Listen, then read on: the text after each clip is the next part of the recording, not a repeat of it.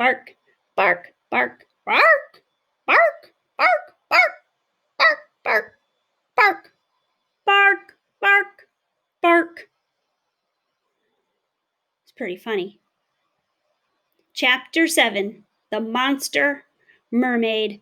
Mrs. Hortzman's going to read this next chapter, and boys and girls, pay attention, because on Monday when you come back and she reads this, this is my favorite chapter of the book.